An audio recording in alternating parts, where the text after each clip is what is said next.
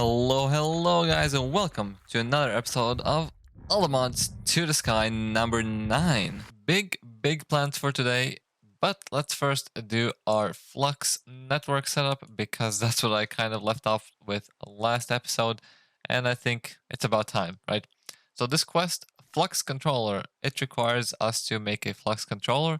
It kind of gives you a rundown of how the Flux network works, what you need. There's only a few items, the plugs, the points, and the controller itself. I did set up some recipes in advance, so we don't have to do a lot of manual crafting. The first things first, we need the controller. So do we have everything? No, but we can just make it. Everything is done. Let's place it down to see. So it looks kind of nice.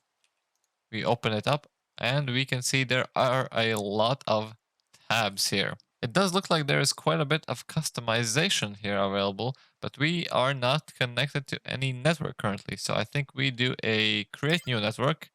We can use my name, or we can just use, for example, main. I like to set it up as a main. We do private. I guess this is for multiplayer purposes. Let's do green because I like green. And we create. So now we have this network. I guess when we click on it, we have connected to it. Access level owner, all right. And now everything also changed color. Very nice. So here we can see, a lot of stuff. We can wireless charge ourselves. For example, if we have, I think it's, if we have a jetpack, we can tell it to wirelessly charge. We enable it, apply. Wireless charging is effective. So that means we would charge our jetpack here because it's not connected to anything. Of course, we're not charging it. First, let's actually connect it to our power storage, right? So we have this cable here. We use a plug to plug energy into our network. That's how I think about it. And we use a, point to output energy. So this connected here. We do. Now how do we connect it? So we select our main network.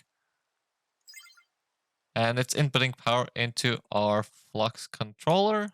So this holds some power by itself. So it's 800K, or I'm not sure. Actually, I'm not sure. So it did drain some power. I guess it has some internal buffer. Oh, I see. This is the internal buffer, I would assume, in our system, which comes from just these two things. So they don't actually need to be connected, which is interesting. So we can put this controller anywhere, and it still is a part of our network, also very convenient. And if we want to output some energy, I think we charged our jetpack. Right, that's how it works. So it just straight up took power from our power storage and charged our jetpack. So the more we fly here, we probably are using some power, which we'll not see probably. So now that we have spent all of our buffer, which I'm not sure where it came from, and while we're using the jetpack, we can see it's constantly charging our jetpack, which is very nice, so we don't have to charge it anymore manually. So that means instead of just having this big wire running all the way from the top down here, we can hook up a flux point. Yes, it connects, and we set it to our main network here. And it should be outputting. It is, and we can see how much, which is very convenient. Before we do a big redesign for our power storage and whatnot, there is one more thing I wanted to take a look at, and that is this gargantuan flux storage. There are 3 tiers. These ones just require the previous ones, and they require quite a bit of flux, but I think I should have enough. If we take a look, yeah, we can do one. It requires almost 2k flux dust, but I prepared some in advance. And if we do start, wonder how fast is it going to craft all of it? Pretty quickly. And that was a lot of crafting. So let's place it down. Again, I would assume we don't need to actually connect it to anything. And it is just storing power. So transfer limit, we can change these limits. I'm not sure how big can we change them. I can assume we can make them quite big. And we can also bypass the limit, which is, I guess we can even bypass it even further, even if we fill this up with infinite zeros. I'm not sure how this works. If we take it down to 720, is doing 720. Okay, cool, cool. Oh, you don't even have to confirm it. Very convenient. It's an insanely nice and convenient mod. I like this one. Oh, you can actually visually see how it fills up. That's also very neat looking. And in the UI, we can actually see what thing or what block or which output is using how much it's importing, sort by smart. Not sure what that means. And we can also see the overall statistics of how much if we use per, I'm not sure, a second. So in 10 seconds we used 10k, 16k. So this is actually a good way to get a average use of our power because of how these other machines work, right? The ones downstairs. Because as I said before, these don't actually use a constant amount of energy, and it's hard to actually see how much they require. But with this, where is it? Network statistic, we can kind of gauge a average over 30 seconds of time. So that means we actually produce enough. As a comparison, our gas burning generator produces, it was around 26k, and all of these machines together at most have used 17k. And actually, they seem to average a lot lower anyway. So we can estimate around 13 to 14k of power use. I am back to rant about the ability bottle because, well, I got a unique, or maybe not a unique, but a new ability called, where is it? Saturation. And it says reduce hunger. So even if we only have a level 1 saturation on, as you can see, my food is completely full. I am losing a bit of food with this line moving forward relatively quickly because I do have a lot of buffs on. But as you can see, it instantly filled up again. And I don't have any boots on, feather falling boots. So if I go down and take some damage, let me take off the regen as well. So if I fall down and take damage,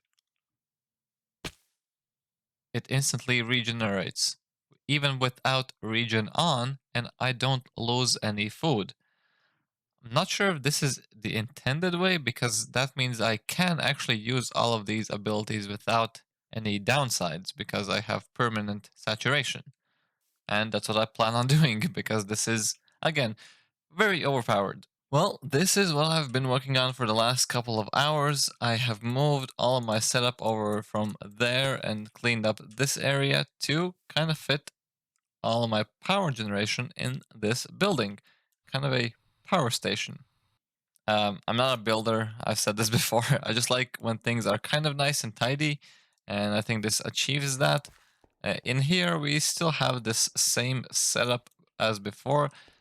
In this case, I've added another gas burning generator because it's very easy to add one more, and this machine can actually keep up with you, so which is nice. And also, I added a ender chest.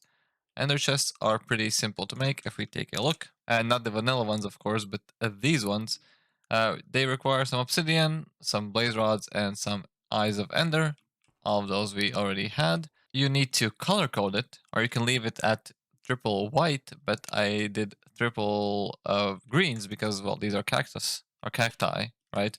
And the other one is hooked up downstairs just to our storage controller, and it just takes, with this filter, some cacti. Of course, I still plan on making some changes to this island and cleaning up even more. We probably need to build like an enchanter's tower or something similar. I don't think I have enough patience for a tower, but we might do something, right? But let me actually explain what my plan is for today. We started Apotheosis Enchanting, and realistically, there is no reason for us to not and try to get this best enchanting setup, and if we do that, we kind of don't need to worry about this questline ever again. There are quite a few things we need, and quite a few steps. For example, we need to kill a warden, and as there are no caves or the deep dark here, there are special ways to spawn him. There's some specific drops we get from him. There's also we need to do some infusion with some higher levels. there's quite a lot of stuff to do. To help in our journey of getting the best enchanting setup, we will probably need to get into Project E, or Equivalent Exchange, as most people know it, I think. This is an old school mod, and it has been in the game for, I think, over 10 years at this point. But it's a nice one, and the principles are simple. Things of EMC value can be exchanged to other things of EMC value. It will be a lot easier just to show you if we take a look at our dusts. I think we already made these before, right? Cool. And now we can, it also unlocked a few quests for the Philosopher's Stone, which we'll maybe not get into, not sure. But the next one is the alchemical chest. Also pretty simple to make. I have them up here. Let's get our alchemical chest. I'm not sure if it serves a purpose. It's just a big chest for now. We need to upgrade it to our energy condenser, which is also pretty cheap. And how this works is also pretty simple. We have a, for example, terracotta, which we need. We choose a item we want from this, and then in here we can put all the items that can be converted to EMC, like so. And now, because this bar is full, we are generating all of our terracotta. It's going to take a while because terracotta is worth, it's not worth a lot, and we put in quite a bit of gunpowder. But yeah, this is pretty much the mod. Well, actually, I lied. There's quite a bit to this mod, and there are some very interesting and destructive things in this mod as well. But for now, this is kind of what we will use because we will need a different variety of items, and it's easier just to generate them with this alchemical chest, or no, the energy condenser, than actually making these items.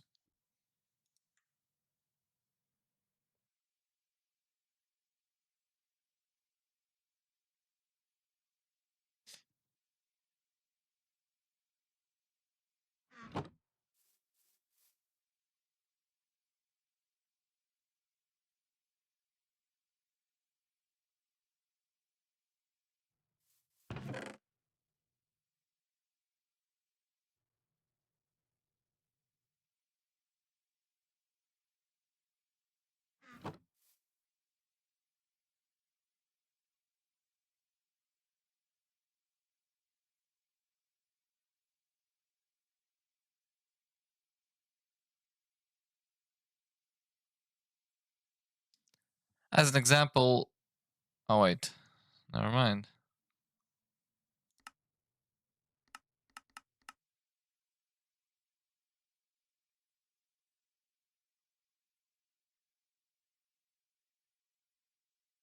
As an example, we need a pufferfish, and this says pufferfish in double quotes. I'm not sure if they actually are different. They seem to be. The tags seem to be the same. Okay, well, maybe I will prank myself, but for example, this recipe requires a sort of fish, and we can just fish one out and then use EMC to generate some more. Of course, that is not all. We can make two more machines. If you can call them machines, I'm not sure what you actually call them. But there are energy collectors and antimatter relays. The energy collector just generates EMC passively from the sun, or just light, I guess. Put glowstone on top and it will always generate EMC. Alright, and the antimatter relay generates EMC from items? I'm not sure how it's different from just a energy condenser, but I guess we'll see. Also not expensive to make at this point. We have all the stuff we need. So let's place the energy collector down next to our energy condenser. And as you can see, I did put in a spruce log, and we're generating EMC relatively slowly because this doesn't have enough sun.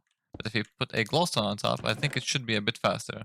Yes, it is. So we are generating just wood out of thin air. And if we put a relay next to it, I am not sure how this works. Okay, so we take something with EMC, I would assume, and we put, oh, so we place it in here and it just burns it. But it feels just kind of similar to just putting it in here.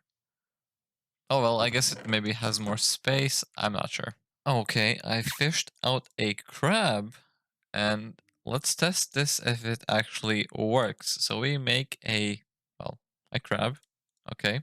we have our quote-unquote pufferfish.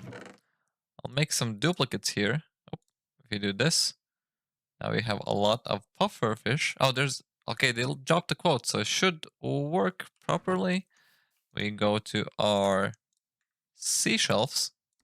Autocomplete. And we have our seashells. Alright, all good. The next thing is to infuse these, which requires only 45 levels, and we should have all the other quotas. Infusion. So if this says infusion, it's guaranteed to infuse, right? If it doesn't say infusion, there is not like a chance to infuse. It will just never infuse. And I think this is where we will run into our first big problem. So these heart-forged seashells require Heart of the Seas. And Heart of the Seas we get not in many ways.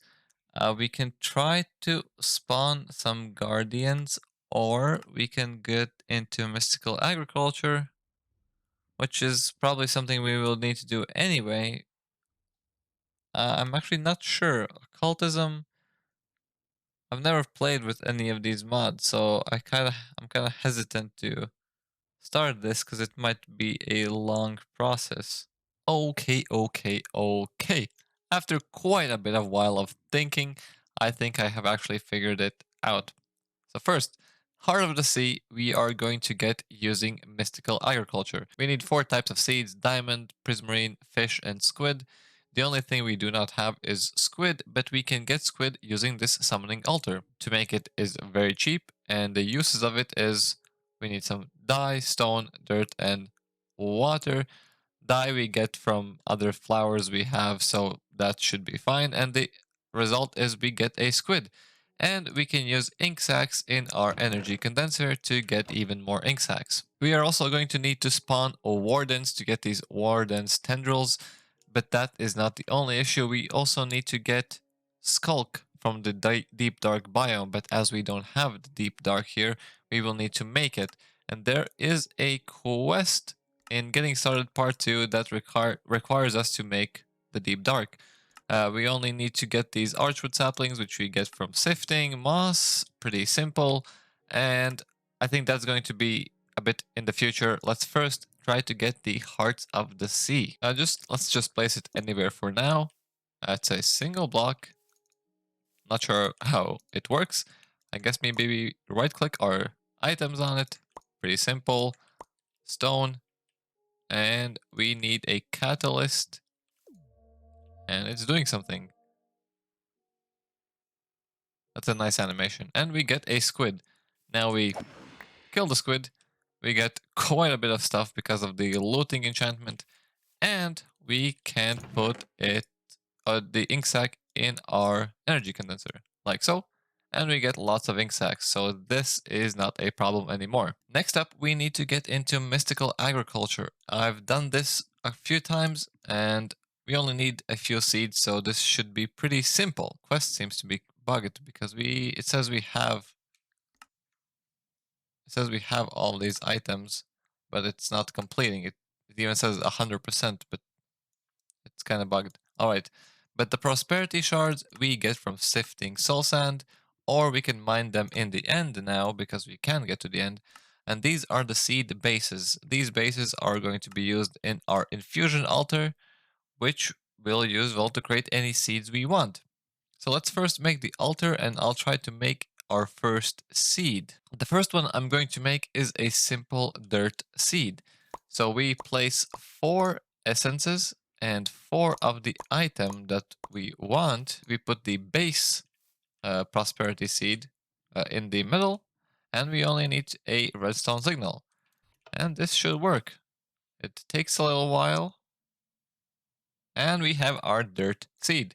And we can just plant this and it grows as a regular crop. So let's take our wheat away from here, for example, and we have our seed planted. It's a tier 1 seed, and it also works as other crops do when I, spam shift and it grows. Now we can use this essence to craft a lot of different stuff. Of course, we don't have the other essences yet, but we can just craft, well, dirt if we want from this one seed. Now that we have the basics down, we can check out how we make our first seed. And you'll see this pattern repeat for, well, multiple tiers of seeds. As you can see, these seeds all have tiers. So a squid seed requires us to have different type of essence. I'm not going to pronounce it, but it is the next tier above our inferium essence. All the mob type of seeds, I guess, like pigs and cows and zombies or something, require a different seed base, which is a solium seed. Also, it's not very expensive. We have these prosperity seeds, and solium we get from just sifting soul sand. And the last component for our mob seeds are these soul jars. And you fill these soul jars with the essence of the mob, you could say. You can fill these with these daggers. I think if you kill mobs with this dagger while you have soul jars in your inventory, they are going to fill up. But you can also just fill them with this soul extractor, which kind of just does this for you. uh, Nothing expensive, pretty simple. You have these soul daggers in here, also not very expensive. And that's about it. And then you're ready to perform another ritual. Infusion, I guess. The tedious thing about this is to get the highest tier essences, because as you see, you require 4 of the previous tier essences, and it goes on like this until you get to the very basic ones. So that means you need, I think it's 1024 essences, these basic essences, just to get the tier 5, what is it called? Supremium essence. And Insanium requires 4K. You get them with these infusion crystals. These also require essences to craft, but you essentially use these to convert your essences into a higher tier. This does have limited uses, which also is another tedious thing, but there is a master crystal, if we can find it somewhere. This thing here, that requires these highest tier essences, but this has unlimited uses. And with this, you can set up some automation so you don't have to constantly craft all the different crystals. So a good thing we set up this mob farm because, oops, and it's already full for some reason. These don't stack sometimes, but we have a lot of essence. Mobs, from killing mobs, you get essence. And this is what we're going to use. This is still not enough to get this master crystal, and this has been running for hours, a lot of hours. Forgot to mention that you can actually just grow these basic seeds, and they provide you with the essence. You don't have to make a mob farm, but you need to set up some sort of automating, automated harvesting system, because you need a lot of the essence.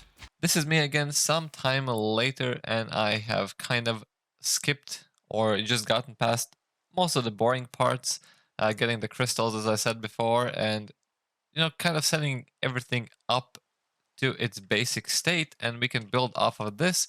I'll just try to give a quick explanation here. So this is my current and temporary setup for getting essence. It's pretty simple. We have a 9x9 field, we have a chest, and there is this thing called a harvester pylon. It doesn't require any power. It automatically puts items into the chest on top of it, and the only thing it needs is some hose, because there are indestructible items from Aldemodium.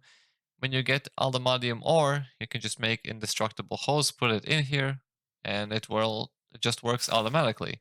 And then we can just sit here on top, crouch, and it harvests them. And the nice thing about this is it's insanely fast. Faster than most machines that require a lot of power and upgrades. So this is what I use. The next thing is our pipe takes all of our inferium essence and puts it in this crafter. We could made this crafter before for something else, I think for sifting and combining ores, but now I made a setup to combine our essences. So I did make this master infusion crystal. Again, it's pretty simple. It's just a bit tedious to get all of the previous tiers of crystals, crafting something manually, but now that we have it, we can use it in this crafter. And this crafter just makes the highest tier essence possible from the essences we get. The reason is because we can automatically get the lowest tier essences if we just uncraft them in our storage system. So if anything needs a lower tier essence, we just uncraft this automatically to any tier we need. The only thing you need to remember is when you make the Insanium essence to set it to craft EXTC, which lets the crystal go back into our internal buffer and the output go into our output buffer. Next up is our infusion altar. This is semi-automatic. By no means it's optimal, but it makes my life a lot easier to mass craft seeds because, well, we need quite a few of a single type to make our farms efficient. So if we have our oak chest up here, it just has our seed bases. We have our prismarine stuff. We put it into one side. We have our essences on the other side, and it should automatically start making the seed. And when it's done, we will receive it in this chest. And we have one here. So we have a timer down here that just right clicks this block every no, not right click, sends a redstone signal every second, and we have a filter under it that just takes out all the seeds. And now the moment of truth. The recipe is set, the essences are there, and we can try and make 10. We can't do 10. Let's try and make just 2 maybe. 2 hearts of the sea. Very nice, and we have them. Quest completed, and we can make our shelves. So the shelves don't give us any significant boost currently. Of course, if we need the Arcana or the Rectification, we can use them, but these just are a gateway to getting these deep shelves, which are infused dormant deep shelves. We got one from our quest now, but I mean, they're pretty simple to make. Let's just infuse one. Very simple. And now we can actually get a 35 Eternal max enchantment. And with that, we can turn to deep shelves. The deep shelves require some skulk and other deep dark related stuff, and for example, the Warden's Tendril. So that means we need to get a deep dark biome. To get that, there is an actual quest here in Getting Started Part 2 where we have to conjure a deep dark island. It's pretty simple, I think. The archwood we get from sifting moss. Moss we already have from sifting dirt. All we need to do is set up the ritual itself, and the brazier doesn't seem to be expensive. All we need is some source stone and source gems, which we get from this imbuement chamber. Requires some source. I will start getting into this and then I'll see how we do. I honestly don't remember how to use this mod. I've used this once before and I don't have a great memory.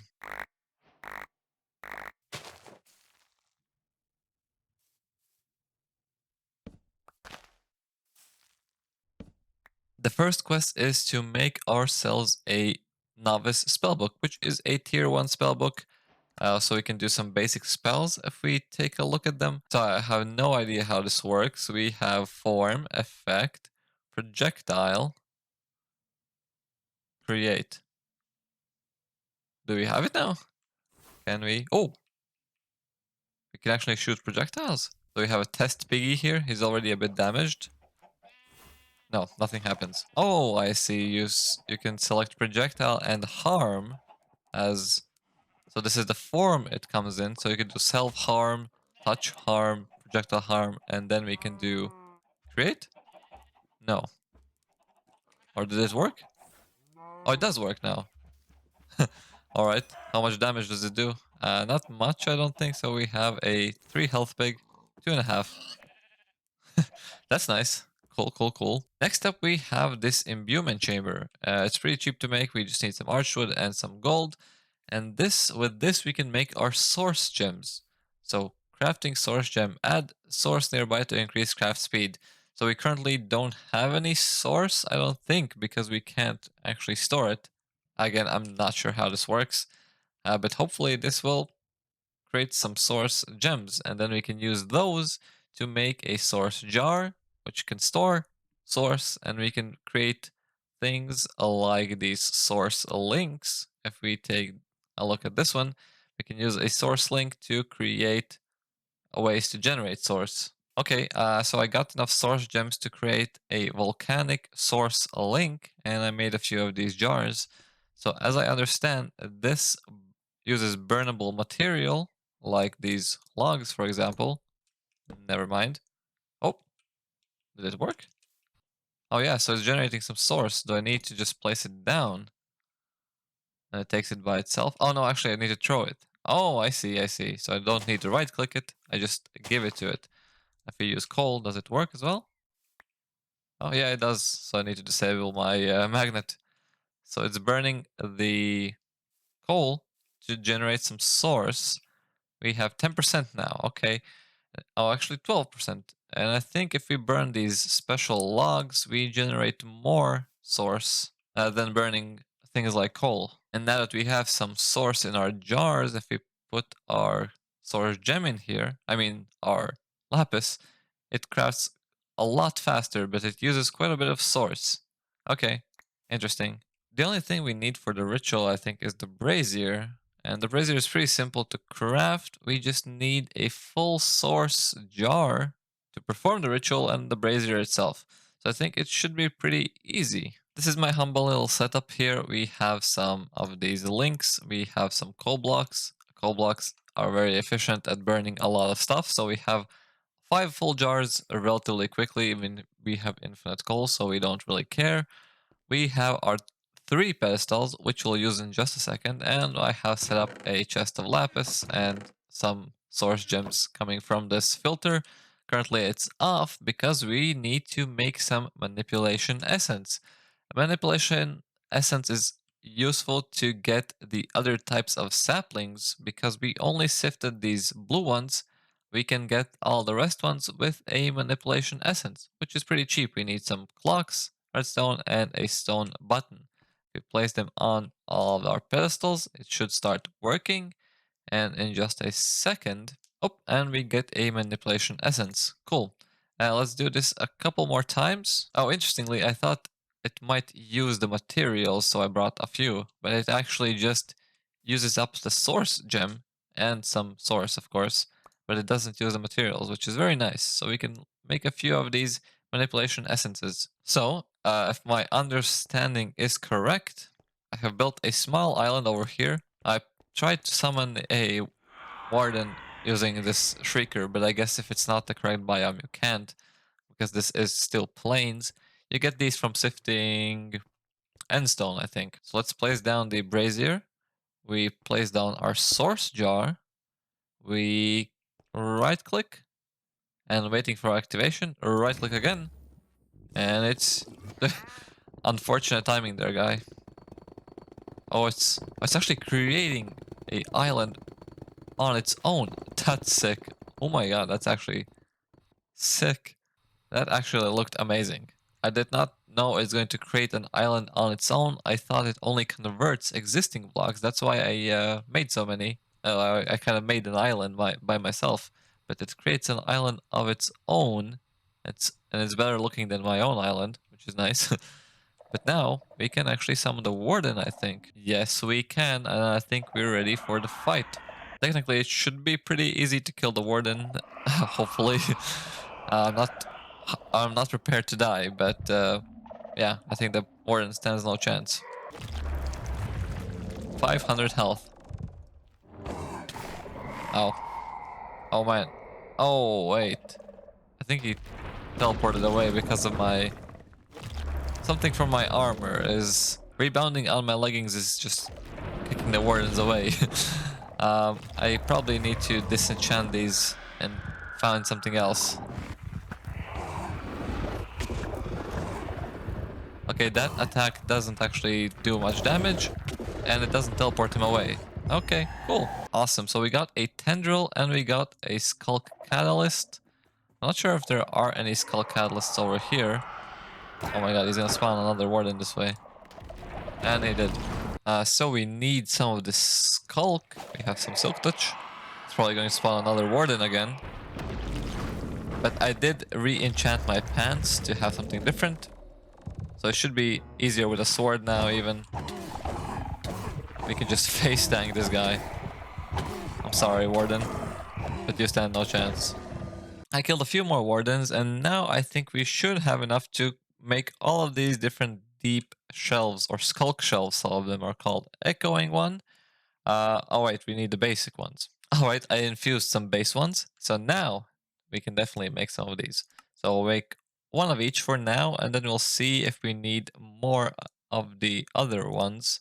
So this one requires a soul lantern. And that is all the quests completed. So let's do the levels, XP levels 6. And actually, this is a great way to cheat some XP. Let me turn off my magnet real quick. So if we have all these 345 levels, and then we complete these quests, which gives us 6 extra levels, in XP terms, that is, well, a lot. Getting from 365 to 366 is a way more than getting from 90 to 100. So this is the part for which we prepared our dragon's breaths, because we need these infused dragon breaths to make the end shells, which are the most endgame shells we can get. But there is a catch. We need to get a specific amount of quanta. It's between 15 and 25% before we can actually infuse these.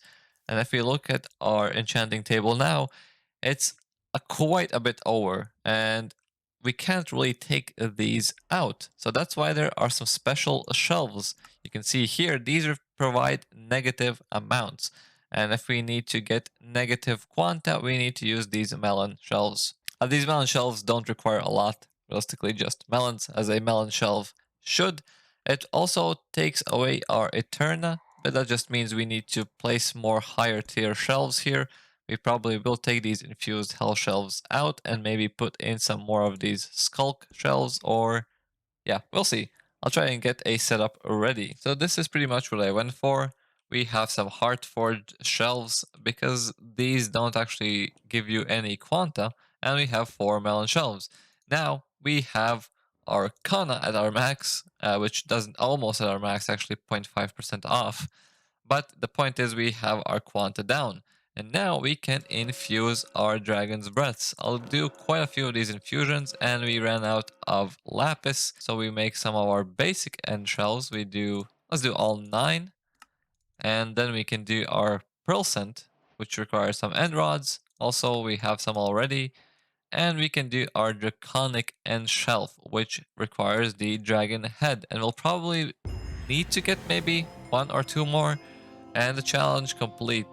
The final bookshelf. And now we need to get together all of these things to make the best enchanting setup. I think there's actually one more thing we need to do.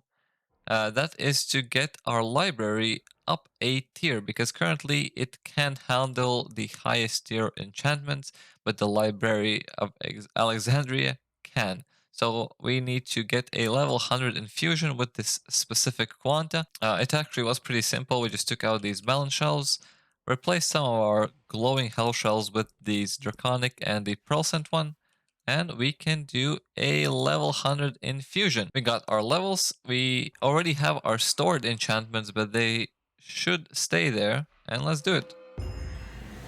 And that is another big quest completed. We can place it down.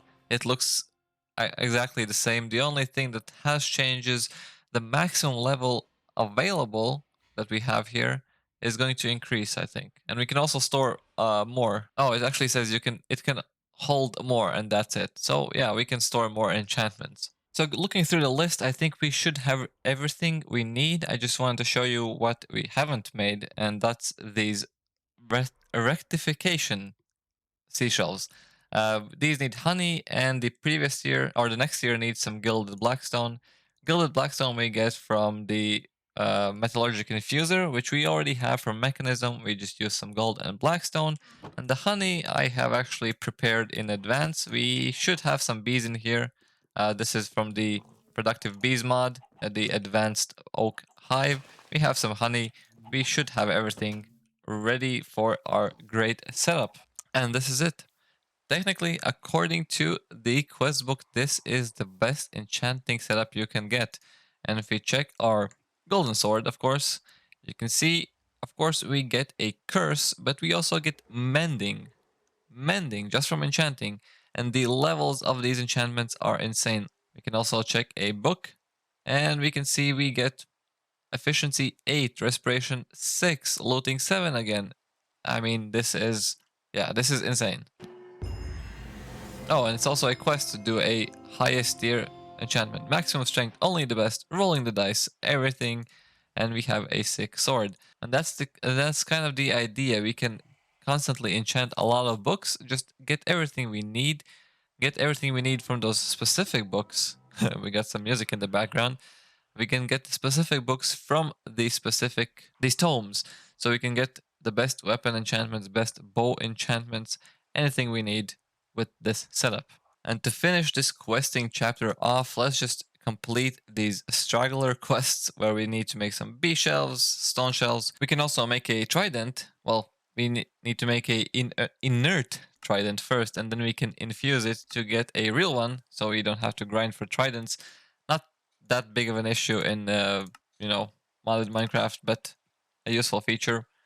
So let's make all of our shelves. So we need some stone shelves, a stone shelf, a bee shelf, a trident, and we need these health shelves of sight and masterful sight.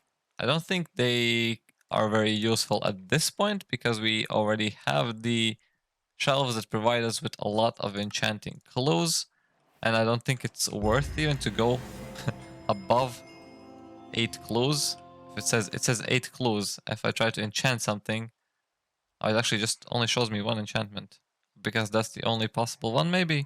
Yeah, so you actually rarely get above 8 enchantments on a single thing. So the enchanting clues, not really that useful. But yeah, guys, with that we have completed the Apotheosis enchanting questline. It's actually lit up green. We completed Getting Started Part 1. That's the only other one we have actually completed up until now. But with that being said, I think that's going to be it for today's episode, guys. Thank you very much for watching, and I'll see you on the next one.